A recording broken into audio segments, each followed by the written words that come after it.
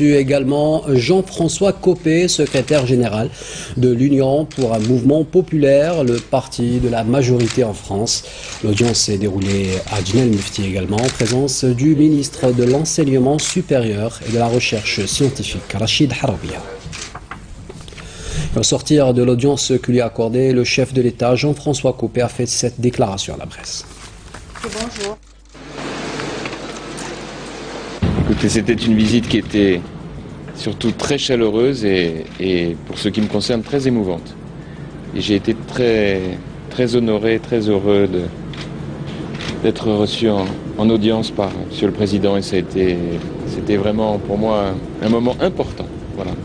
Et les sujets qui ont été évoqués avec Monsieur le Président, on ne peut pas avoir une idée. Écoutez, c'était une discussion qui était très personnelle. J'ai quand même quelques scrupules à vous en dire beaucoup, si ce n'est que, comme vous pouvez l'imaginer, nous avons consacré beaucoup de temps à parler des relations entre nos deux pays et j'étais heureux d'entendre Monsieur le Président me donner sa vision et son éclairage sur les grands enjeux pour cette année, parce que cette année est importante pour l'Algérie et puis dans un autre registre pour la France aussi. Et je trouve que cette période est très propice à construire des choses très importantes pour les mois et les années qui viennent. Jean-Pierre Raffarin qui est venu, le ministre Alain Juppé, dans un autre registre moi-même, au nom de mon parti, l'UMP. Nous avons envie de faire des choses passionnantes ensemble, du point de vue économique, du point de vue culturel, du point de vue politique.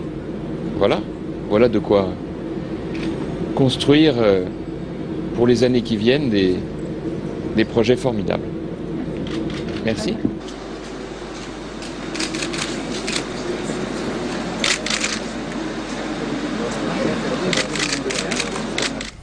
Jean-François Copé, reçu aussi par le président de l'Assemblée populaire nationale, Abdelaziz Ziari. Les deux hommes ont abordé des questions d'intérêt commun notamment.